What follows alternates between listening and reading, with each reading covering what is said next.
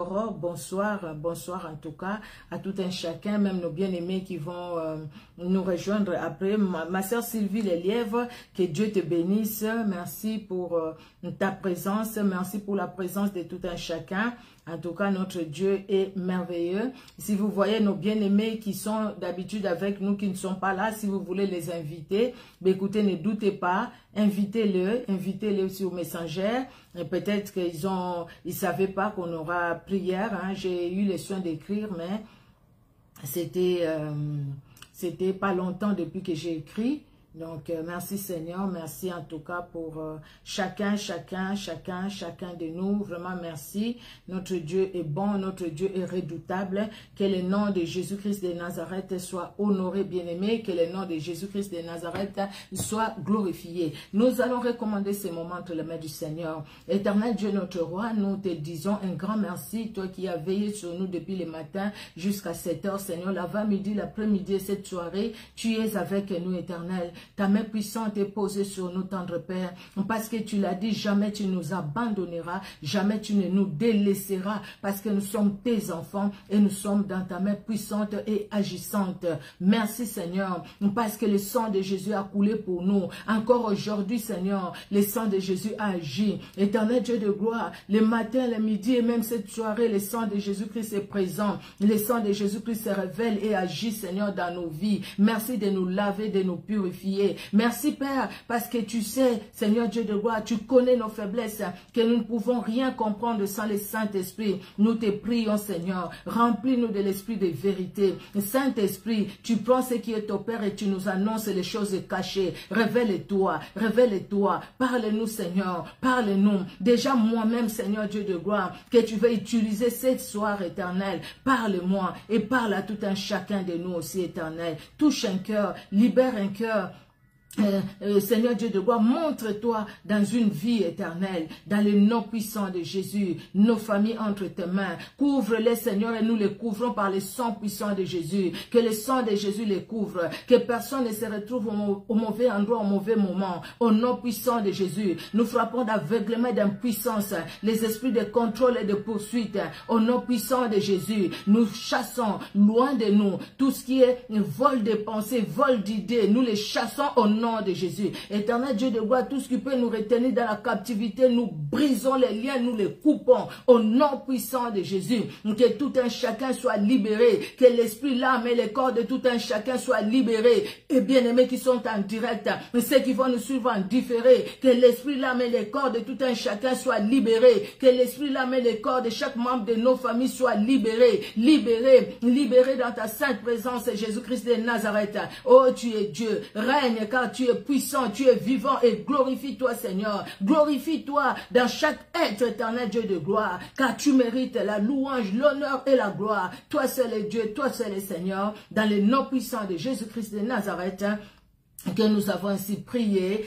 Amen. Amen, amen, amen. Que Dieu dans son amour bénisse tout un chacun. Nous avons commencé cette exhortation, cette prédication sur les salaires de la méchanceté. Et nous allons continuer, bien-aimés, parce que j'avais dit que nous allions continuer. Nous allons poursuivre cet enseignement aujourd'hui. C'est pourquoi j'ai mis les salaires de la méchanceté, suite et fin. Là, c'est... Maintenant, je ne sais pas de quoi, là, c'est sur mon ordinateur de l'autre côté. Mais écoutez, nous avons dit que nous allons parler de la suite et fin aujourd'hui. Alors, un petit résumé, bien aimé. Les salaires de la méchanceté. La méchanceté, nous avions dit, c'est le caractère de quelqu'un de méchant. C'est quelqu'un qui a la volonté de nuire. C'est quelqu'un qui a la volonté de faire du mal. Bien aimé, parce que cette personne-là qui a la volonté de faire du mal, parce que cette personne-là est habitée lui-même par le mal. Cette personne-là est habitée par le mal. C'est pourquoi il fait du mal. Parce que quelqu'un qui n'est pas habité par le mal ne fera pas le mal. Bien aimé, un méchant, c'est celui qui fait du mal. C'est celui qui est agressif, qui est mal intentionné, qui cause des ennuis. Et le psaume 91, 8, nous avions lu ça, où la Bible nous dit, c'est Dieu qui parle, il dit, de tes yeux, tu verras la rétribution des méchants. Les méchants, ils agiront, mais le Seigneur s'occupe aussi des méchants. Les désirs des méchants, pardon, les désirs des méchants, la Bible nous dit dans le psaume 112, les désirs des méchants périssent. les personnes méchantes dans la Bible, c'est là où nous sommes limités, là où nous allons continuer aujourd'hui. Quelques personnes qui ont agi vraiment dans la méchanceté et Dieu ne les a pas laissés impunis. Nous avions donné des choses qui se passent pour ceux qui sont en France.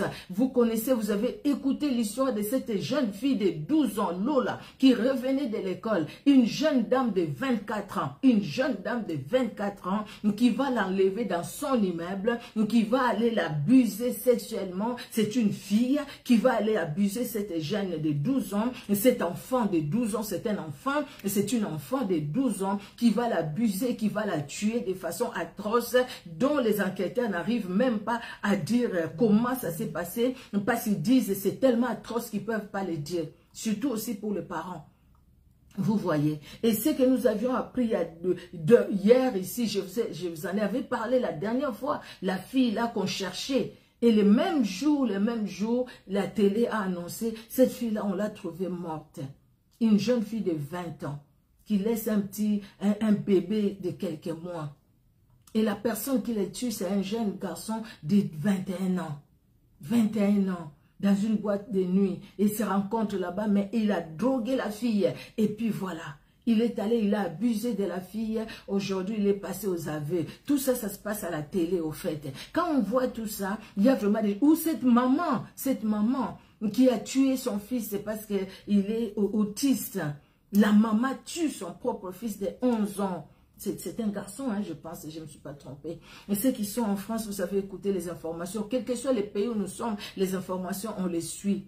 Vous voyez, bien aimé, on regarde la télé, il y a des informations, on se dit, mais où sommes-nous? La méchanceté est là. Bien aimé, pourquoi cet enseignement, pourquoi cette prédication? C'est pour nous dire, par la grâce de Dieu, que nous déjà, que nous ne puissions pas tomber dans la méchanceté. C'est pour nous dire, bien aimé, par la grâce de Dieu, que nous devions savoir que tout autour de nous, il y a aussi des méchants qui peuvent nous entourer. Dans le lieu du travail, partout où nous allons, dans les transports en commun, même quand nous sommes au volant de notre propre voiture, les méchants peuvent être derrière, les méchants peuvent être à côté. Et ces gens-là, ils vont chercher que du mal. Tu n'as rien fait, mais il vient. Nous avions entendu cette histoire où quelqu'un, parce que au fait, juste par question de priorité, et puis parce que l'autre, je ne sais pas ce qu'il a fait, il a injurié, il est allé l'attendre juste à la sortie de l'autoroute. C'est là où il a tiré par, je ne sais pas combien de balles. Vous voyez, que la personne marche avec la méchanceté. Et toutes ces personnes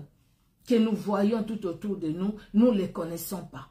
Toutes ces personnes que nous voyons bien aimées, nous ne les connaissons pas.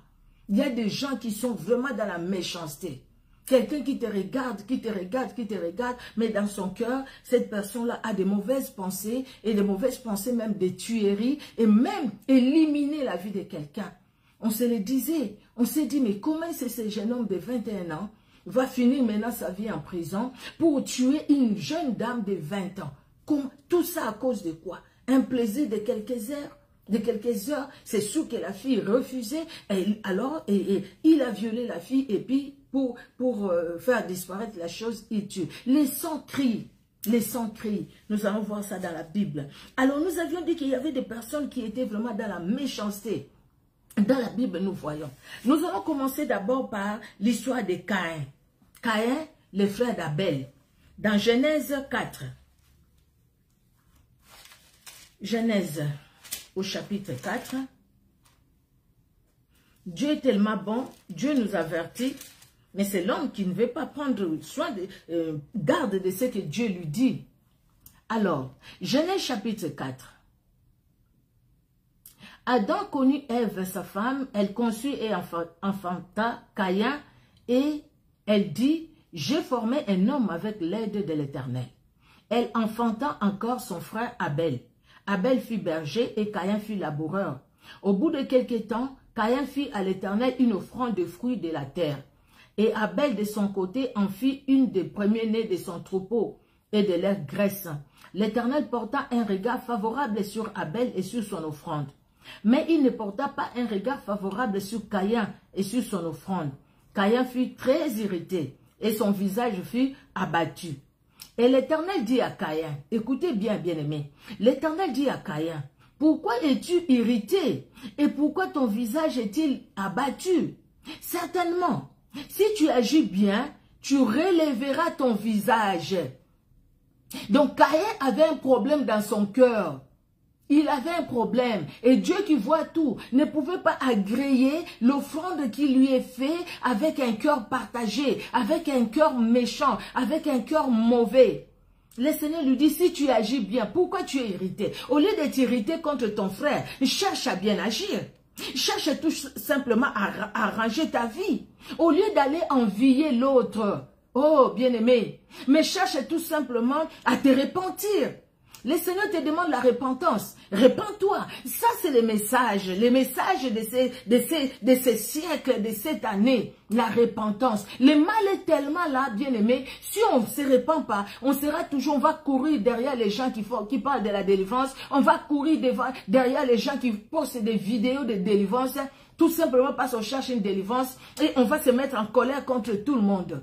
Il faudrait que tu te regardes. Il faudrait que chacun se regarde, s'examine. Pour voir vraiment si tu agis bien, si tu es sur une bonne voie. Parce que si tu n'es pas sur une bonne voie, tu vas envier les gens et tu ne progresseras pas. Parce que tu vas rester dans l'envie et tu ne vas pas progresser. Regarde les gens que tu envies, ces gens-là progressent. Parce que c'est les gens qui ont un bon cœur. Si tu as un bon cœur, le bon cœur a un salaire. Le salaire du bon cœur, c'est la main de Dieu, c'est la lumière, c'est la bénédiction qui nous accompagne. Mais si on a un mauvais cœur, si on est dans la méchanceté, bien aimé, c'est les ténèbres, c'est l'obscurité dans le cœur. Dans le cœur, on ne verra pas la lumière et on a toujours l'impression que rien ne va. Parce que tout simplement, on va croire même que tout le monde est contre nous. Même si tout le monde n'est pas contre nous. Vous n'avez pas entendu les gens qui se plaignent chaque fois? Donc, partout ces gens-là passent, il y a toujours un souci. Il y a toujours un problème. Partout ils passent. Et ce matin, je suis allée voir quelque chose. Pas vraiment le matin, c'était vers midi. Hein. Je suis passée au marché, mais tout était déjà fermé. J'ai dit, bon, écoutez, je voulais prendre quelques fruits. Alors, j'ai croisé une dame. Cette dame-là commence à parler. Elle parlait aux Chinois là qui vendent tout ça. Et elle commence à parler. Ah, moi, les Noirs, les Arabes, ils sont méchants. Ils m'aiment pas. Je suis allée là-bas. Je suis allée rester chez ma fille. Et puis, ils m'ont empoisonné. Et puis, je suis allée rester je sais pas où. Et hier, il y avait telle personne. Et même, elle met tellement tout le monde. Je pense qu'elle a un problème. Mais elle met... Donc, tout le monde est contre elle. Tout le monde est contre cette dame-là. D'après ce que je l'ai entendu dire, donc personne sur cette terre ne l'aime. Personne. Personne ne l'aime. Et puis il dit, heureusement qu'il y a Dieu. Mais je ne sais pas quel Dieu elle prie, ça c'est elle-même qui le sait. Mais Dieu dit à Caïn, pourquoi es-tu irrité et pourquoi ton visage est-il abattu? Certainement, si tu agis bien, tu relèveras ton visage. Donc, Caïn, répands-toi. Caïn, agis bien. Caïn, ôte le mal dans ton cœur. Caïn, tu as ta part de responsabilité. La part de responsabilité de Dieu, c'est nous parler comme il nous parle maintenant. Mais ta part, ma part à moi, c'est que nous puissions écouter cette parole et demander pardon, nous repentir pour revenir dans la communion avec Jésus-Christ de Nazareth. Vous voyez, et la Bible dit, le verset 7, certainement si tu agis bien, tu relèveras ton visage. Et si tu agis mal, les péchés se couchent à la porte et ses désirs se portent vers toi. Mais toi, domine sur lui. Domine sur... Donc les péchés, Dieu nous avertit toujours. Vous voyez, Dieu vient, il avertit. Mais si on refuse d'écouter l'avertissement du Seigneur, c'est là où on va aller tout droit dans les murs. On va aller se cogner la tête. On aura mal et on va tomber par nous-mêmes. Parce que tout simplement, vous cherchez à faire du mal aux personnes qui ne vous ont pas fait du mal. Ne croyez même pas que quand vous voyez les gens dans les familles par-ci, par-là, qui sont sorciers, qui se réjouissent, c'est parce qu'ils ont tué, qui n'ont pas de faim. Il y a une faim pour ces gens-là. Vous voyez? Et puis Caïn va tuer son frère. Le verset 9. L'Éternel dit à Caïn, où est ton frère? Où est ton frère Abel? Il répondit, je ne sais pas. Suis-je le gardien de mon père? Donc quand le cœur est mauvais, même Dieu, on ne le craint pas. Il n'y a plus la crainte de Dieu, bien-aimé, parce que le cœur est mauvais. Caïn n'avait plus la crainte de Dieu, parce que son cœur était méchant, son cœur était mauvais. Regardez comment il répond à Dieu. C'est lui qui connaît tout. Dieu lui a posé la question parce qu'il devrait voir sa responsabilité à lui. Mais il dit, je ne suis pas le gardien de mon frère. Et Dieu lui dit, qu'as-tu fait? La voix du sang de ton frère crie de la terre jusqu'à moi. Maintenant tu seras maudit de la terre qui a ouvert sa bouche pour recevoir de ta main le sang de ton frère. Vous voyez les salaires de la méchanceté, hein? C'est la malédiction. C'est Dieu qui le dit à Caïn, tu seras maudit. Parce que ton cœur est mauvais. Toi qui as de la méchanceté dans ton cœur, la méchanceté dans tes paroles, tu aimes toujours blesser les autres par tes paroles. Les salaires de la méchanceté, c'est la malédiction. Les salaires de la méchanceté, la Bible nous le dit, tu es chassé loin de Dieu. Donc, c'est-à-dire, tu vis maintenant dans les ténèbres, parce que la lumière, c'est Jésus-Christ. Quand tu n'es plus en Jésus-Christ, tu es dans les ténèbres, tu es chassé. Tu vas te retrouver au pays des Nodes, où Dieu n'est pas honoré. Tu vas te retrouver dans ce pays-là où tu me poignardes et je te poignarde. Tu vas te retrouver dans un pays-là où c'est le mal qui est appelé bien. Les biens n'existent pas. Les gens s'entretuent. Les gens se calomnient. Les gens sont dans les randos. Donc, tu me parles mal, je te parle mal. Tu m'injuries, je t'injurie. Donc, les gens vivent toujours dans les tensions. Tension de faire toujours du mal. On cherche toujours qu'est-ce que je peux dire pour vexer l'autre camp. Qu'est-ce que je dois dire? L'autre a dit, qu'est-ce que je fais pour me défendre? Tu vas te retrouver là-bas. Maintenant, tu seras maudit de la terre qui a ouvert sa bouche pour recevoir de ta main le sang de ton frère. Quand tu cultiveras le sol, il te donnera plus sa richesse. Tu seras errant et vagabond sur la terre. Mon Dieu! Quel salaire! Tu seras errant, vagabond sur la terre. Et Caïn va parler à Dieu. Caïn dit à l'Éternel, mon châtiment est trop grand pour être supporté. Voici, tu me chasses aujourd'hui de cette terre. Je serai caché loin de ta face. Je serai errant et vagabond sur la terre. Et quiconque me trouvera me tuera. Pardon. L'Éternel lui dit, si quelqu'un tuait Caïn, Caïn serait vengé 7 fois. Et l'Éternel mit un signe sur Caïn pour que quiconque le trouverait ne le tue point. Puis Caïn s'éloigna de la face de l'Éternel et habita dans la terre des Nodes à l'orient d'Éden. Caïn est allé loin de l'Éternel. Les salaires, bien-aimés, de la méchanceté, c'est la séparation avec Dieu. Et quand on est séparé avec Dieu, c'est-à-dire qu'on est dans la mort spirituelle. Caïn continuait à vivre physiquement parce qu'après il a connu sa femme, il a eu des enfants. Mais spirituellement, Caïn était loin de la face de Dieu. Il a dit aussi lui-même, parce que tu me chasses aujourd'hui de ta face. Être chassé de la face de Dieu, c'est être chassé de la lumière. C'est vivre dans les ténèbres, bien aimé, je l'ai dit, je le répète encore, dans les ténèbres. Et toi qui es dans la méchanceté, même si tu vas à l'église, sache que tu es loin de la face de Dieu. Tu habites quelque part, tu n'habites pas dans la terre promise, tu n'habiteras même pas la terre promise. La nouvelle Jérusalem, tu ne la connaîtras pas, parce que tu es dans la méchanceté. À moins que tu te repentes, à moins que tu puisses faire une vraie repentance, où vraiment tu refuses ta vie là et que tu acceptes que Jésus-Christ soit ton maître et que Jésus-Christ te conduise. Caïn dans la méchanceté, Dieu lui avertit, mais Caïn va tuer son frère. Caïn veut se défendre devant Dieu. Dieu chasse Caïn. Et Dieu maudit Caïn. Caïn est dans la malédiction. Il est en dehors de Dieu. Bien aimé, la vie sans Christ, hein, c'est une vie maudite. Mais ce n'est même pas une vie, c'est la mort. Vous voyez des gens qui vivent sans Christ, sans foi ni loi. C'est des gens qui peuvent tuer comme cette dame de 24 ans. C'est des gens qui peuvent tuer comme ce jeune homme de 21 ans. C'est des gens qui peuvent tuer comme cette maman qui a jeté son fils. C'est des gens qui sont dans les mauvais, les gens qui vont tuer aujourd'hui les phénomènes Kuluna comme au Congo. J'ai vu ma soeur qui posait la question, c'est des assassins, c'est des bandits, des gens qui deviennent comme ça, des gens qui deviennent sans cœur. Sans cœur. Donc faire le mal, c'est ce qui est bien. C'est ça, aller habiter dans les pays des Nodes.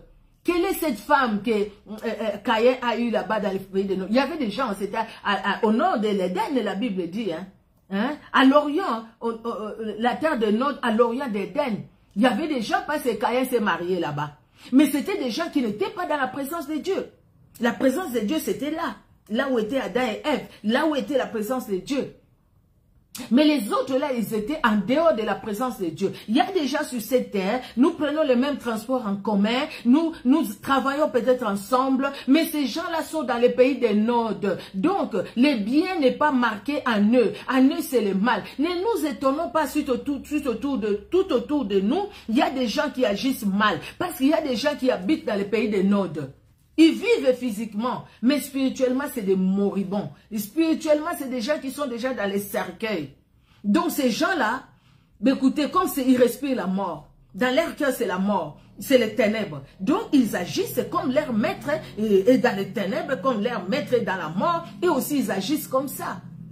Vous voyez? Et nous, maintenant, pour nous protéger de ces méchancetés-là, il n'y a que Jésus-Christ qui peut nous couvrir. Il n'y a que Jésus-Christ qui peut nous garder. Il n'y a que Jésus-Christ qui peut nous garder dans sa main puissante, afin que la méchanceté de ces gens-là ne nous atteigne pas.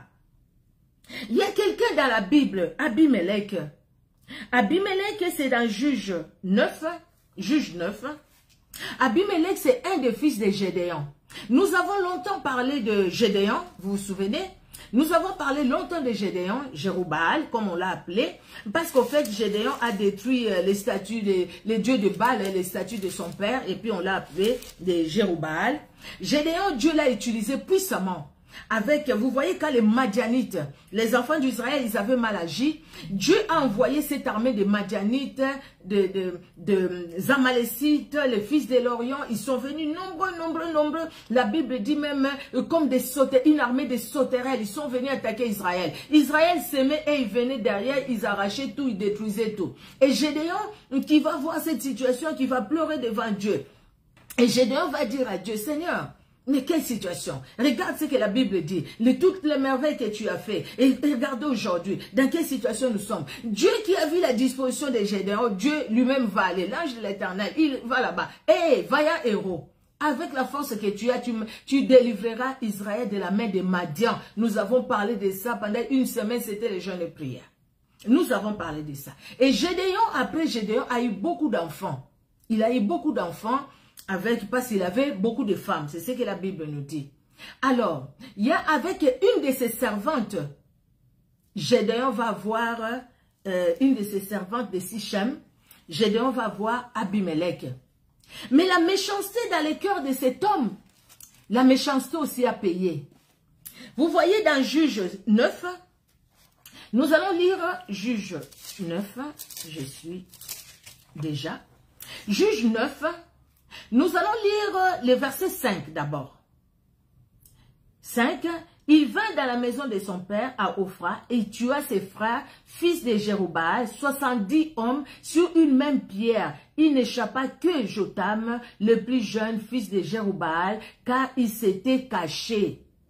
Donc lui, Abimelech, il va voir les gens de Sichem, il va leur dire, écoutez, moi je suis votre sang, parce que ma mère, c'est une des vôtres. Et maintenant, vous allez laisser que tous les enfants là de Gédéon vous dirigent. Mais non, c'est mieux que ce soit une seule personne qui vous dirige. Moi, parce que je suis votre sang. Et les gens de Sichem se sont liés à lui. Et lui, il est allé, il a tué 70 enfants de Gédéon. 70. Il les a tués tous sur la même pierre. Et il y a tout simplement Jotam, le plus jeune, qui s'est enfoui. Mais Dieu ne laisse pas impuni quelqu'un qui agit dans la méchanceté comme ça. C'est pourquoi toi et moi, nous devons nous éloigner de la méchanceté. Dieu n'a pas laissé impuni ce que Abimelech a fait. Bien qu'il ait descendu de Gédéon. Mais nous pouvons dire, écoutez, mais pourquoi Dieu a laissé que tous les enfants là soient morts? Dieu a permis qu'il y ait un qui s'enfuit. Les desseins de Dieu, c'est pas nous. On ne sait pas pourquoi. Mais Dieu a permis ça. Et lui, il a tué tous ses enfants. Vous voyez la méchanceté jusqu'où? Tu prends vraiment 70 personnes qui sont tes frères. même pas de la même mère, mais du même père. Et tu vas les tuer. Et le plus jeune s'est enfui. Dieu a permis qu'il puisse s'enfuir parce qu'il ne pouvait pas exterminer toute la famille. Alors, j'ai pris quelques versets. Nous allons voir maintenant le verset 22 pour qu'on ne lise pas tout. Au fait, c'est pourquoi j'ai pris que quelques versets. Abimelech avait dominé 3 ans sur Israël. Alors, Dieu envoya un mauvais esprit entre Abimelech et les habitants de Sichem. Et les habitants de Sichem furent infidèles à Abimelech. Jotham, quand il est parti, après Jotham a prononcé, Jotham est allé sur une montagne, il a dit, écoutez, il y avait, au fait, il y a tel arbre qui dit, viens, les gens disent, oui, voilà, c'est ça. Et les figuiers lui répondirent, renoncerais-je, le verset 9, hein? Non, le verset 8 déjà. Jotham, le verset 7, on commence par là. Jotham en fut informé, comme on a tué ses frères, ses 70, il alla se placer sur le sommet de la montagne de Garizim. Et voici ce qu'il leur cria à haute voix. Écoutez-moi, habitants de Sichem, et que Dieu vous écoute. Les arbres partirent pour aller oindre un roi et le mettre à la tête. Ils dirent à l'olivier, règne sur nous. Mais l'olivier leur répondit, renoncerai-je à mon huile qui m'assure les hommages de Dieu et des hommes pour aller planer sur les arbres?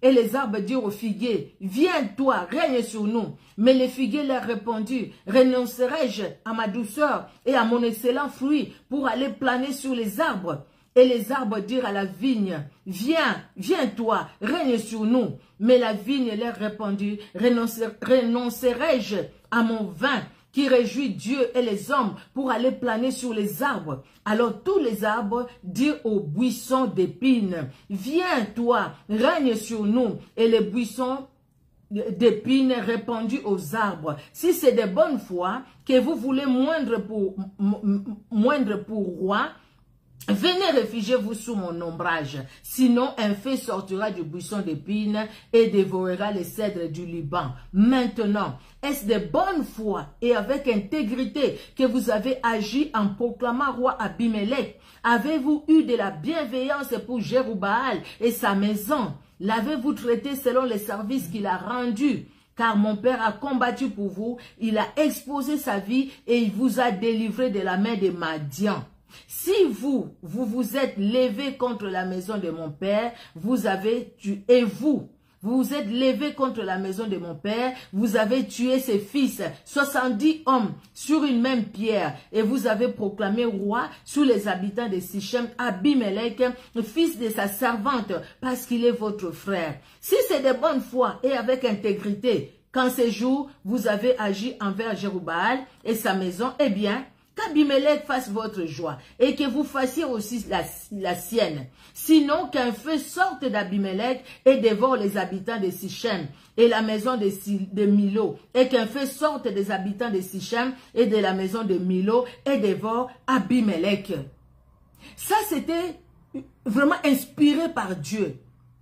Et ce qu'il a dit, c'est ce qui va commencer à s'accomplir. Le verset 23, Abimelech avait dominé 3 ans sur Israël. Que 3 ans. Regardez maintenant ce qui va lui arriver. Les salaires de la méchanceté, bien-aimés. Dieu envoya un mauvais esprit entre Abimelech et les habitants de Sichem, et les habitants de Sichem furent infidèles à Abimelech. Alors, nous allons plus loin. Nous allons sauter. Vous pouvez lire le reste. Nous allons plus loin. Nous allons au verset 45. La Bible dit, vous voyez, c'était long, hein, je ne pouvais pas tout lire. Abimelech attaqua la ville pendant toute la journée, il s'en empara et tua les peuples qui s'y trouvaient. Puis il rasa la ville et il sema du sel. Ça, c'est quelle ville? C'est la ville de Sichem, les gens qui l'ont soutenu. Les gens là se sont retournés contre lui et lui aussi, il s'est retourné contre les mêmes personnes qui sont au fait son sang. Les frères et les sœurs, les frères de sa mère. Parce qu'au fait, ce qu'il avait fait, c'était mauvais. Et les versets 50 à 57, Abimelech marcha contre Thébet et assiégea Thébet et s'en empara. Il y avait au milieu de la ville une forte tour où se réfugiaient tous les habitants de la ville, hommes et femmes. Ils fermèrent sur eux et montèrent sur le toit de la tour. Abimelech parvint jusqu'à la tour, il attaqua et s'approcha de la porte pour y mettre le feu. Alors, une femme, écoutez le verset 53, comment Dieu peut humilier quelqu'un qui est dans la méchanceté. Lui, il a tué, il a fait du mal. Mais lui, à son tour, c'est une femme. Comment cette femme va le tuer? Verset 53. Alors, une femme lançant sur la tête d'Abimelech un morceau de meule de moulin et lui brisa le crâne. Voilà comment Abimelech est mort. Pendant qu'il se croyait fort. Parce qu'il a tué, il a détruit. Mais Dieu lui a payé.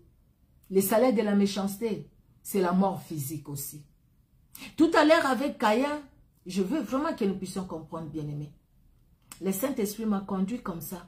Tout à l'heure avec Caïn, il y a beaucoup d'exemples, hein, mais je n'ai pas tout pris. Tout à l'heure avec Caïn, c'est la mort spirituelle, la séparation avec Dieu. Caïn va se retrouver dans les pays des Nodes. Dans les pays où il n'y a ni loi, ni foi, personne ne craint Dieu. Où chacun fait comme bon lui semble. Dans ma langue, on dit « Bomangana bomayoto bomana ». Tu me poignardes et je te poignarde. Tu m'injuries, je t'injurie. Il n'y a pas le pardon. Parce que le Saint-Esprit n'agit pas dans les pays des Nodes. C'est chacun qui se conduit lui-même comme il veut. Vous voyez? Et ici, avec Abimelech, c'est la mort physique. Donc la méchanceté peut entraîner aussi la mort physique. À cause de la méchanceté, tu seras tué. À cause de la méchanceté, tu peux perdre ta vie. À cause de la méchanceté. Il y a des gens qui sont dit, je vais faire du mal à telle personne, il prend sa voiture, il roule à vive allure. Et puis, boum, boum. Il va cogner quelque part et c'est lui qui meurt. Donc la personne là-bas, tranquillos, tranquille. La personne peut-être en train de fêter, en train de ronfler dans son sommeil. Parce qu'il sait qu'il a Jésus-Christ de Nazareth. Et Jésus-Christ les garde, Jésus-Christ les protège. Mais lui, dans sa méchanceté, il est mort. On n'a pas vu des gens qui ont empoisonné les autres. Mais eux-mêmes se sont retrouvés morts d'une courte maladie peut-être. Parce que Dieu venge toujours ses enfants que nous sommes, toi et moi. Abimelech, un homme vaillant, un homme fort. Mais Abimelech, c'est une femme. On lui jette, essayez un peu d'imaginer.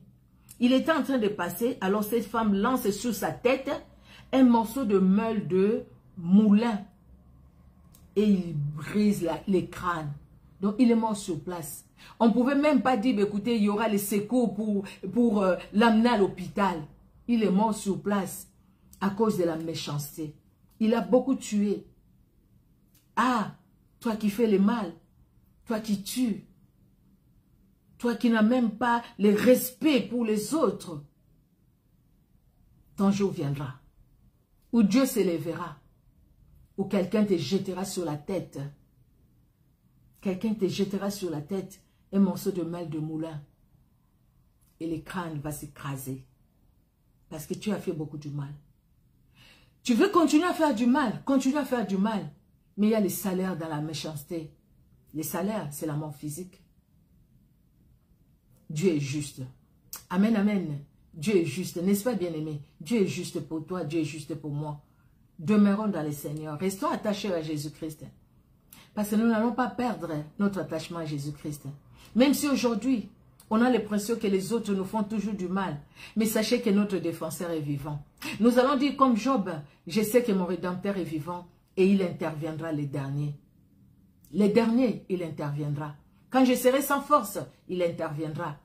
Quand je croirai que c'est la fin pour moi, il interviendra. Il me dira, c'est pas la fin, ma fille. Relève la tête. Continue à marcher. Fatigué, mais poursuivant toujours comme Gédéon. Vous voyez, bien-aimés. Aussitôt, il appela le jeune homme qui portait ses armes et lui dit, « Tire ton épée et donne-moi la mort, de peur qu'on ne dise de moi, c'est une femme qui l'a tué. » Le jeune homme le perça et il mourut. Mais c'est une femme qui l'a tué. Vous voyez, parce que là, il ne pouvait même plus avoir la vie. Dieu lui a donné juste les derniers mots là. Vous voyez, il a peur qu'on dise de moi, c'est une femme qui m'a tué. Parce que c'était une honte. Que ce soit une femme qui tue quelqu'un qui était vaillant. Vous voyez, quand les hommes d'Israël virent qu'Abimelech était mort, ils s'en allèrent chacun chez soi. Ainsi Dieu fit retomber sur Abimelech les mal qu'il avait fait à son père en tuant ses 70 frères. Ça c'est le verset 56. Dieu fit retomber sur Abimelech les mal qu'il avait fait. Vous voyez? Et Dieu fit retomber sur la tête des gens de Sichem tous les mal qu'ils avaient fait. Ainsi s'accomplit sur eux la malédiction de Jotam, fils de Jérubaal. Abimelech. Vous voyez? Mais que dire de Jézabel? Une femme méchante. Nous connaissons l'histoire de Jézabel avec Akab. Jézabel, la méchanceté sommet. Au sommet, la méchanceté. Alors, il y a l'histoire de Jézabel avec Naboth de Jezreel. L'histoire de Jézabel, ça commence déjà au chapitre 16, un roi, déjà au chapitre 16. Quand la Bible parle d'Akab, la Bible dit au verset 30, au 16, 31, la Bible, quand la Bible parle d'Akab, écoutez ce que la Bible dit. Et comme si ça avait été pour lui peu de choses de se livrer au péché de Jéroboam, fils de Nébat, il prit pour femme Jézabel, fille de Baal, roi des Sidoniens, et il alla servir Baal et se prosterner devant lui. On parle d'Akab. Akab, fils d'Omri, fit ce qui est mal, le verset 30, fit ce qui est mal aux yeux de l'Éternel, plus que tout ce qui avait été avant lui. Et le verset 31, on nous dit, c'est comme si c'était peu de choses le mal qu'il a fait. En plus de faire tous ces mal, il est allé épouser qui? Jézabel. La méchanceté par excellence. Et nous sommes au chapitre 21, toujours de 1 roi. Nous sommes au chapitre 21. La Bible nous dit, à partir du verset 5, Jézabel, sa femme, donc la femme d'Akab, Akab va demander à Naboth de Jezreel de lui céder sa concession, de lui céder son champ, sa vigne. Et Naboth va dire non, c'est une concession familiale, c'est une vigne familiale. Moi, je ne peux pas donner ce qui est une propriété familiale. Je ne peux pas. Et lui, il va rentrer chez lui, il est malade. Et Jézabel, sa femme, vient et dit, écoutez, mais c'est qui est roi ici? Reste calme. Moi, je vais te donner ces champs-là. Je vais te donner cette vigne-là. Vous voyez? Au verset 3, mais Naboth répondit à Akab, que l'Éternel me garde de te donner l'héritage de mes pères. C'est Akab qui est allé demander à Naboth. Naboth dit non, que Dieu me garde. Je ne peux pas donner l'héritage de mes pères. Je ne peux pas te donner l'héritage. Parce qu'il a compris que l'héritage là, c'était l'héritage familial. Ce n'était pas pour Naboth. Naboth ne manquait pas de vignes. C'était le roi. Il avait beaucoup.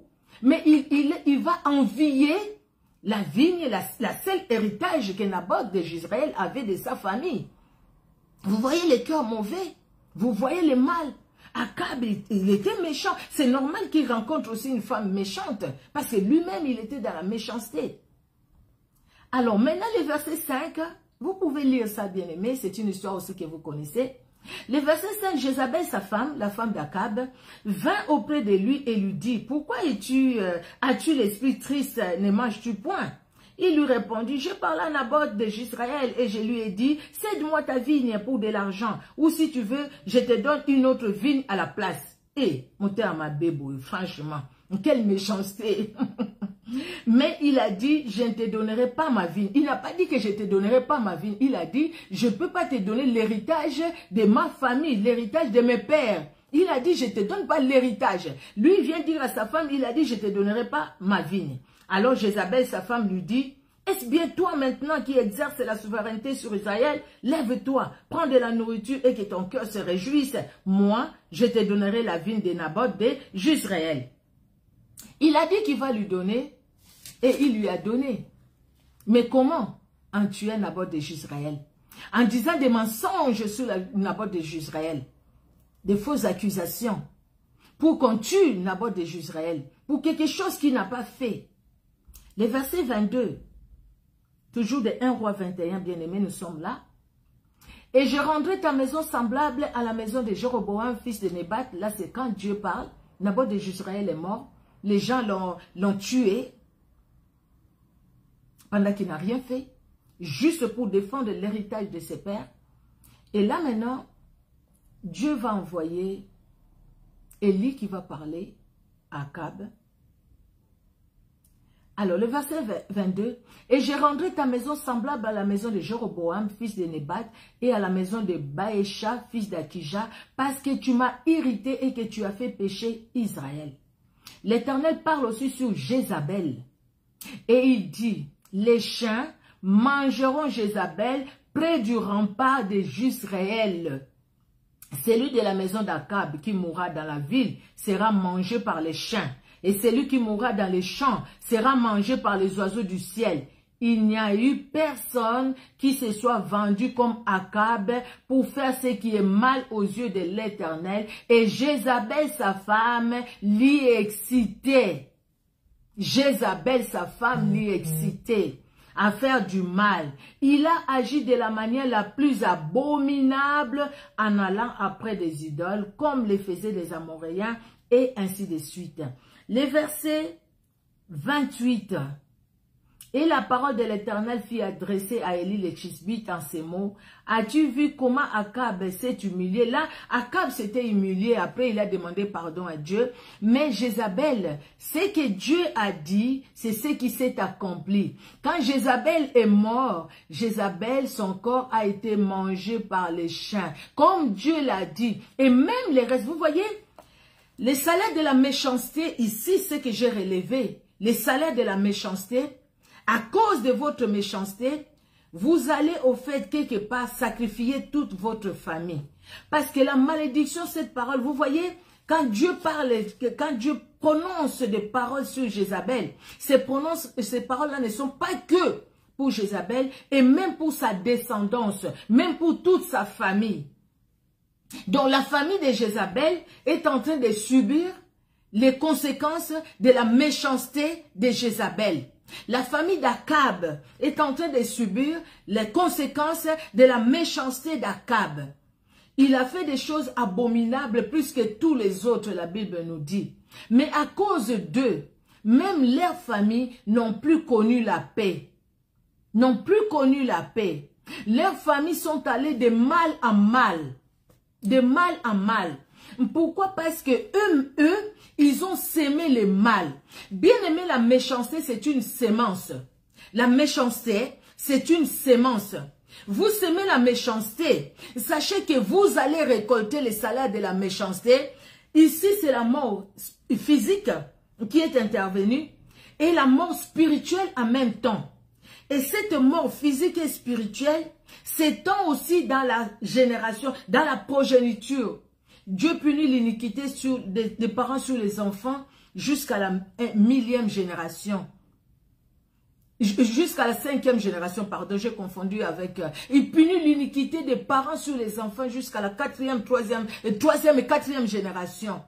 Et il bénit ceux qui sont bien dans leur cœur, ceux qui marchent dans la paix avec lui jusqu'à 1000 générations. La bénédiction va jusqu'à 1000 générations. Et Dieu punit jusqu'à la 3e à la 4e génération. Peut-être qu'aujourd'hui tu es 3e, tu es 4e génération. Tu es en train de subir les choses. Tu es en train de vivre des problèmes. Tu es en train de vivre des blocages. Mais tout ça, peut-être il y a un de tes parents, de tes arrières, qui ont agi, ou toi aujourd'hui tu es la 3e ou la 4e génération, mais ceux qui t'ont précédé, la première, la 2e, la 3e génération ou la 2e génération, ils ont tellement mal agi, ils ont été dans la méchanceté. Vous avez un grand-père qui tuait les gens comme ça dans la forêt, qui les prenait, qui les tuait, qui les cachait, qui faisait. Mais vous allez subir. À moins vraiment que vous, en venant au Seigneur, que vous puissiez demander pardon à Dieu et que Dieu puisse vous libérer. Dieu est capable de nous libérer, bien-aimés. Dieu est capable de nous délivrer, de nous tirer de la malédiction. Il n'y a que Jésus-Christ. Mais si on n'a pas compris pour sortir de la malédiction, ben écoutez, on risque vraiment de vivre dans la malédiction. Vous voyez. Dans Matthieu 14, c'est l'histoire de cette femme avec Jean-Baptiste. Hérode qui est allé, Hérode Antipas. C'est lui qui a ordonné qu'on coupe la tête de Jean-Baptiste. C'est parce que la Hérodias, la dame là, a demandé à sa fille a dansé. Et puis après, tout simplement parce qu'il les interdisait les péchés. Mais là, par contre, la Bible n'a pas donné la suite. Qu'est-ce que cet Hérode-là, Antipas, est devenu après? Mais je pense que sa mort n'était pas une mort glorieuse, à cause du mal qu'il a fait. Et cette femme Hérodias, qui a demandé la tête de Jean-Baptiste, je me demande maintenant, qu'est-ce qu'elle a fait, cette dame, de la tête de Jean-Baptiste? Qu'est-ce qu'elle a fait de cette tête? Elle a mis ça en décoration dans sa maison? Elle regardait ça comme ça m'étonnerait. La méchanceté est allée jusqu'à couper la tête de quelqu'un, à faire couper la tête de quelqu'un. La méchanceté est allée jusque-là. Et la méchanceté peut aller très loin. C'est pourquoi, bien-aimés, nous, serviteurs de Dieu, nous, servants de l'Éternel, nous, enfants du Seigneur, nous, fils et filles de l'Éternel, évitons la méchanceté. Dès que la méchanceté commence à arriver par les mauvaises pensées sur les autres, demandons la libération. Prions, bien-aimés. Demandons au Seigneur de nous libérer. Le Seigneur est capable de nous libérer, bien-aimés. Prions et chassons ces esprits impurs qui peuvent venir nous souiller notre conscience et notre subconscience. Ne souillons pas notre conscience et notre subconscience de la méchanceté, des mauvaises pensées, oui, qui engendrent de la méchanceté. La bouche parle de l'abondance du cœur. Les personnes qui vont tuer, ils ont prémédité. Ils ont dit, bah, écoutez, ils vont tuer. C'est comme cette jeune fille qui, en Grande-Bretagne, vous avez suivi ça, je pense, ça date quand même. Ce monsieur-là était là, dans son cœur, il s'est dit, la fille que je vais voir passer ici, cette fille-là, aujourd'hui, c'est fini pour lui. Pour elle, c'est fini. Et cette jeune fille, cette jeune étudiante qui revenait des cours, je ne sais pas des courses, qui passait malheureusement, elle est passée au mauvais moment. Au mauvais moment. C'était sa route, elle passait par là pour aller chez elle. Mais ce jour-là, c'était vraiment au mauvais moment elle est passée. Les messieurs l'ont pris, il n'y avait personne d'autre derrière ni devant. Les messieurs l'ont amené, les messieurs l'ont violé, les messieurs l'ont tué. Parce que les messieurs là étaient là, elle attendait. À qui il va faire du mal. Comme ce jeune homme-là de 21 ans qui a tué la jeune fille de 20 ans. Il est allé dans cette boîte de nuit avec ces choses-là pour droguer la jeune fille qu'il va voir. Et la jeune fille-là est tombée dans les pièges. Aujourd'hui, elle a quitté ce monde de vivants. La méchanceté a un salaire. La méchanceté paye la séparation avec Dieu. La méchanceté tue. La mort physique. La méchanceté peut nous séparer aussi des autres. La méchanceté va te dénigrer toi-même. Tu vas te dénigrer par la méchanceté. Abimelech a été humilié. Tu seras humilié par la méchanceté. Ta propre méchanceté t'humilieras. Nous allons voir dans les psaumes 37. Nous allons dans les psaumes bien-aimés.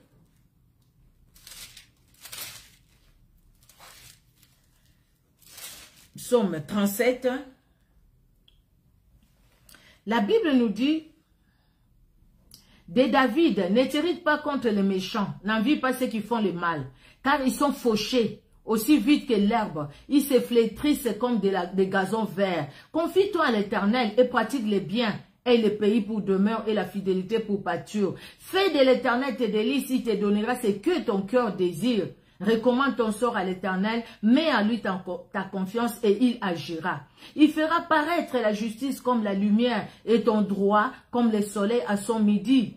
Garde le silence devant l'Éternel et espère en lui. Ne t'irrite pas contre celui qui réussit dans ses voies, contre l'homme qui vient à bout de ses mauvais desseins. Laisse la colère, abandonne la fureur. Ne t'irrite pas, ce serait mal faire. Car les méchants seront retranchés et ceux qui espèrent en l'Éternel posséderont le pays. Car les méchants seront retranchés. Les méchants seront retranchés. Les versets 4, ici d'ailleurs tous les psaumes, ils nous parlent beaucoup des histoires, les sorts des méchants. Encore un peu de temps et le méchant n'est plus. Tu regardes les lieux où il était, il a disparu. Les misérables possèdent le pays et jouissent abondamment de la paix. Amen. Le méchant forme des projets contre le juste. Il grince des dents contre lui. Le Seigneur se rit du méchant, car il voit que son jour arrive. Les méchants tirent les glaives. Ils bandent leur arc pour faire tomber les malheureux et l'indigent, pour égorger ceux dont la voie est droite. Leurs glaives entrent dans leur propre cœur et leur arc se brise. Mieux vaut le peu du juste que l'abondance de beaucoup de méchants. Car les bras des méchants seront brisés, mais l'Éternel soutient les justes. Alléluia. L'Éternel connaît les jours des hommes intègres et leur héritage dure à jamais. Ils ne sont pas confondus du temps de malheur. Ils sont rassasiés au jour de la famine. Mais les méchants périssent et les ennemis de l'Éternel, comme le plus beau pâturage, ils s'évanouissent en fumée. Les méchants empruntent et ils ne rendent pas. Les justes compatissants et ils donnent. Car ceux qui bénissent l'Éternel possèdent le pays et ceux qu'il maudit sont retranchés. Dieu a maudit Caïn et il s'est retrouvé dans le pays de Nod. Ceux qui maudissent l'Éternel, ceux que l'Éternel maudit, ils sont retranchés. L'Éternel a fermé les pas de l'homme, il prend plaisir à sa voix. S'il tombe, il n'est pas terrassé car l'Éternel lui prend la main. J'ai été jeune, je vieillis et je n'ai point vu le juste abandonné, ni sa postérité mendiant son pain. Toujours il est compatissant et il prête et sa postérité est bénie. La postérité du juste est bénie. Alléluia. Dieu est bon, vous pouvez continuer à lire ces psaumes jusqu'à la fin. En tout cas, c'est un bon, je peux lire juste le verset 40. Alors, l'Éternel les secoue et les délivre. Il délivre des méchants et les sauve parce qu'ils cherchent en lui leur refuge. Il n'y a que Dieu, l'Éternel notre Dieu, qui peut nous délivrer du méchant. Il va nous délivrer du méchant. Les méchants, il est là, il fait du mal, oui, mais son sort est là, il a son salaire, ce n'est pas un homme qui va les payer, mais c'est Dieu lui-même, qui va les payer, parce c'est quelqu'un qui est dans les mauvaises choses. Alléluia, alléluia, notre Dieu est merveilleux, il est bon, il est redoutable, alléluia. Alléluia. La Bible nous dit de recommander notre sort à l'Éternel et Dieu nous soutiendra. Il ne nous laissera jamais chanceler. Il ne laisse jamais chanceler les justes. Parce que Dieu prend toujours la cause des justes. C'est le psaume 55, 23. Dieu prend toujours la cause des justes. Bien-aimés, soyons justes. Nous avons été justifiés par le sang de Jésus. Restons dans la justice divine. Restons dans la justice divine afin que nous ne puissions pas tomber dans l'extrême, que nous ne puissions pas tomber dans le mal. Ce n'est pas parce que tout le monde agit mal que nous allons agir mal. Ce n'est pas parce que les gens nous font du mal que nous allons nous aussi faire du mal. Au contraire, nous devons faire du bien. Alléluia, alléluia. Confions-nous sur notre Dieu, parce que sur cette terre, il y a la méchanceté. Le cœur de l'homme est mauvais par-dessus tout. Qui peut les connaître? Disons comme les psalmistes, Seigneur, je serre ta parole dans mon cœur pour ne pas pécher contre toi. Il n'y a que la parole de Dieu qui peut nous conduire. Alléluia, alléluia. La Bible nous dit, bien-aimés, Dieu est celui qui juge. Il abaisse l'un et il élève l'autre. Il y a dans la main de l'Éternel une coupe où fermente un vin plein de mélange. Et il en verse. Tous les méchants de la terre sucent, boivent jusqu'à la lie. Je publierai ces choses à jamais. Je chanterai en l'honneur du Dieu de Jacob. Et j'abattrai toutes les forces des méchants, les forces du juste seront élevées. Les psaumes 75, je lis à partir du verset 8 jusqu'au verset 11. La Bible nous parle toujours des méchants. Les méchants, leur sort est toujours mauvais. Toujours mauvais, bien-aimés. Et c'est pourquoi toi et moi ne tombons pas dans la méchanceté. Ne tombons pas dans la méchanceté par nos paroles. Ne tombons pas dans la méchanceté. Après, nous allons dire, ah, moi, quand je me fâche. Non, on peut se fâcher, ça nous arrive, on est humain. Mais même dans la colère, on sent vraiment que celle-là, c'est la fille de Dieu. Celui-là, c'est vraiment le fils de Dieu. On les sent. Si on déborde dans la colère parce qu'on est en colère, on dit des mots vraiment de méchanceté, on blesse les autres parce qu'on est en colère. C'est-à-dire, quelque part, nous devons nous revoir. Nous devons nous examiner. Nous devons nous examiner parce qu'un enfant de Dieu ne peut pas s'emporter jusqu'à aller blesser les autres par des paroles de méchanceté. Oui, il y a des gens qui ont des paroles de méchanceté. Après, ils disent, non, quand je suis fâché, moi, je parle et je dis. Oui, tu parles quand tu es fâché, mais quand tu es fâché aussi, on voit ton état d'âme. On voit ce qui tu es. On voit que tu parles de Dieu, mais au fait, tu es loin de Dieu. On voit que tu es encore dans les ténèbres. Par ta façon de te fâcher, on les voit, on les sent. La personne qui t'écoute, il se dit non, ce n'est pas un enfant de Dieu qui peut dire ça, même sous la colère. Même sous la colère. Bien-aimé, même sous la colère, le Saint-Esprit nous aide à contrôler nos paroles, n'est-ce pas? On ne va pas dépasser, on ne va pas déborder. Parce qu'on est de Jésus-Christ de Nazareth. Parce que notre Dieu, c'est notre roi, c'est Jésus-Christ de Nazareth. Amen, amen, amen. Notre Dieu est merveilleux, il est bon. Alléluia. Jésus-Christ est bon. Alors, les psaumes 92, versets 7 et 9, la Bible nous dit, l'homme stupide n'y connaît rien et l'insensé n'y prend point garde. Si les méchants croissent comme l'herbe, si tous ceux qui font le mal fleurissent, et c'est pour être anéantis à jamais. Alléluia.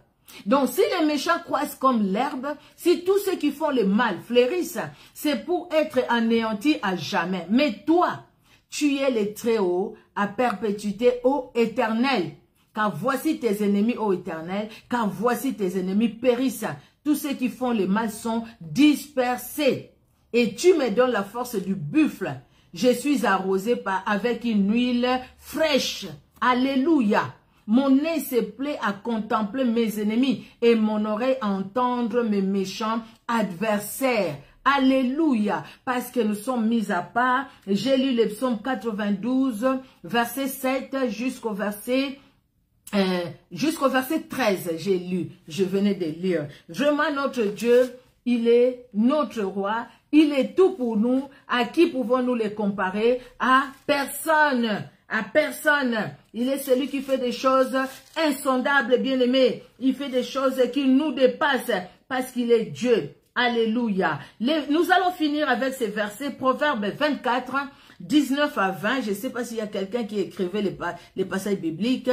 Alors, Proverbes 24, 19 à 20, nous finissons par là. La Bible nous dit, ne t'irrite pas à cause de ceux qui font le mal. Ne porte pas envie aux méchants, car il n'y a point d'avenir pour celui qui fait le mal. La lampe des méchants s'éteint. Alléluia. La lampe des méchants s'éteint.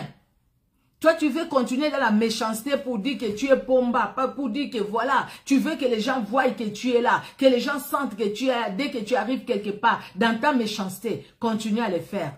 Mais Dieu va te rabaisser.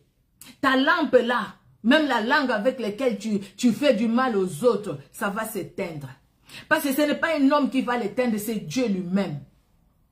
Mais toi et moi, n'envions pas les gens qui font du mal. Ils font du mal, ne les envions pas. Parce que déjà, ils sont dans le mal, donc ils sont dans les ténèbres. Ils sont dans les mauvais. Mais toi et moi, nous sommes dans les bons, nous sommes dans la lumière. Demeurons dans la lumière. Parce que la lumière a un salaire. Le salaire de la lumière, c'est la vie avec Jésus-Christ. Les ténèbres ont un salaire. Les salaires du ténèbre, c'est la méchanceté et c'est la perdition éternelle. Et sur la terre, déjà la perdition. Et la perdition éternelle. Quand Jésus-Christ reviendra. Jésus-Christ ne va pas aller avec les méchants. Là où sera Jésus-Christ au ciel, où nous serons avec lui, dans la nouvelle Jérusalem, la méchanceté n'entrera pas. Parce que lui-même, leur maître sera déjà lié. Il n'aura même plus la force d'agir. Leur maître sera lié. Il n'aura plus la force d'agir. Donc, eux aussi, la personne qui les inspirait n'aura plus la force. Eux aussi seront là, sans idée, sans rien faire. Ils vont demander la mort va s'enfuir. La mort va dire, non, non, non. Non, non, non. Nous, on n'agit plus. La mort n'agira plus. Parce que la mort sera liée aussi. La mort n'aura plus d'effet. La mort n'agira plus. Donc, ces temps-là, craignons ces temps-là. Et gardons nos cœurs. Gardons nos cœurs plus que tout. Du cœur viennent les mauvaises choses. La méchanceté vient aussi du cœur. Gardons nos cœurs plus que tout. La Bible nous dit, bien-aimés. Et que Dieu, dans son amour, bénisse tout un chacun. Notre Dieu est bon, notre Dieu est merveilleux. Je rends grâce à Dieu pour votre présence en tout cas. Voilà, pour votre présence. Que le Dieu de gloire puisse vous garder, que le Dieu d'amour puisse vous garder et que Dieu se révèle puissamment dans chacun des cœurs. Nous avions vu aussi dans la Bible certaines personnes qui ont mal agi. On va pas, je vais juste citer comme Absalom, hein, qui a mal agi envers son père. Quelle méchanceté. Quand il a écouté les conseils d'Akitophel, hein, de mettre les lits, et puis il a dénigré son père, il a couché avec les concubines de son père. Quelle méchanceté. Mais les sœurs aussi étaient là. Vous voyez comment il est mort? C'était une mort atroce quand même pour Absalom. Vous voyez? Donc Dieu, il est Dieu. Il y a des gens, toutes ces personnes qui ont agi dans la méchanceté dans la Bible, comme Saül, hein, qui poursuivait David. David lui a rien fait, mais regardez, malheureusement sa mort a entraîné aussi la mort de son fils Jonathan. Jonathan qui était vraiment bien, qui craignait Dieu, qui était bien même avec David. Et David, ça l'a beaucoup touché. Les gens qui ont mal agi, après ils ont mal fini. Même Goliath qui s'est vanté de ce qu'il avait, mais Dieu l'a humilié. Donc la méchanceté paye. La méchanceté paye, et le salaire de la méchanceté, c'est la mort. Le salaire de la méchanceté, c'est la séparation avec Dieu. Le salaire de la méchanceté, c'est les ténèbres, l'obscurité totale. Le salaire de la méchanceté, c'est l'humiliation, vraiment l'humiliation. Le salaire de la méchanceté, bien aimé, c'est le manque de paix. La personne qui cherche toujours à faire du mal n'a pas de paix en lui, n'aura pas de paix dans son cœur. La personne qui cherche toujours à faire du mal ne prospère pas, ne progresse pas, ne prospère pas, parce que dans son cœur, il y a toujours du mal. Cette personne-là peut avoir beaucoup d'argent, mais son argent, il ne va même pas se contenter de son argent, parce qu'il est mauvais dans son cœur. Il est mauvais. Et cette personne-là peut se finir par se donner lui-même la mort, parce que son cœur est mauvais. Son cœur est tellement mauvais, parce que le diable profite pour agir dans de tels cœurs. Que Dieu bénisse tout un chacun de nos bien-aimés, et par la grâce de Dieu, que Dieu vraiment nous aide dans son amour.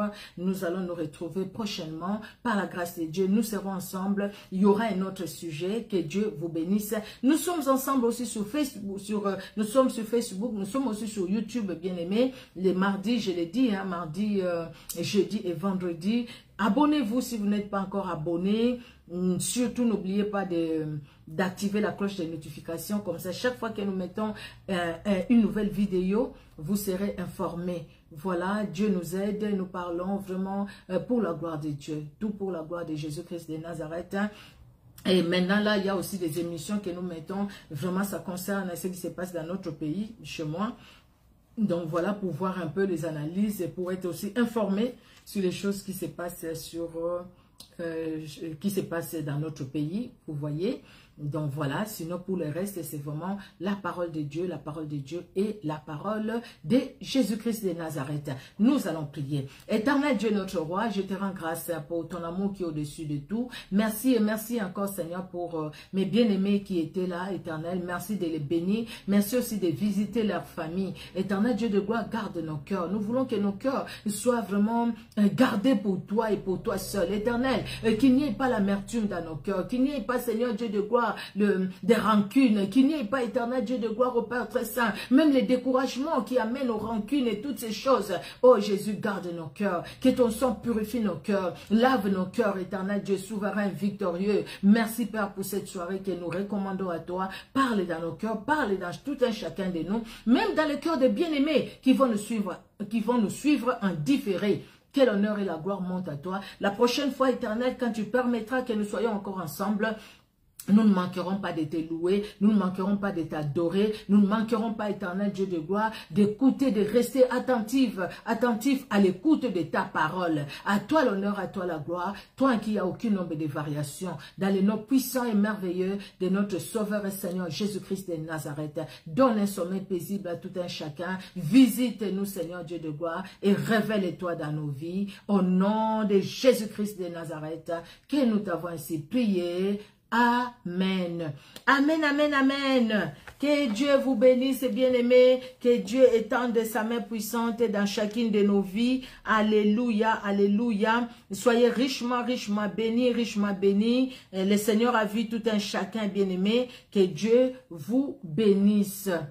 Que Dieu vous bénisse, bien-aimés. Soyez richement bénis. Vraiment, Dieu vous a vu. Même si je ne vois pas tous les noms, mais Dieu vous a vu. Je voyais les bien-aimés se connecter. Que Dieu vous bénisse abondamment. On se donne rendez-vous la semaine prochaine par la grâce de Dieu. Amen, amen. Soyez bénis. Au revoir.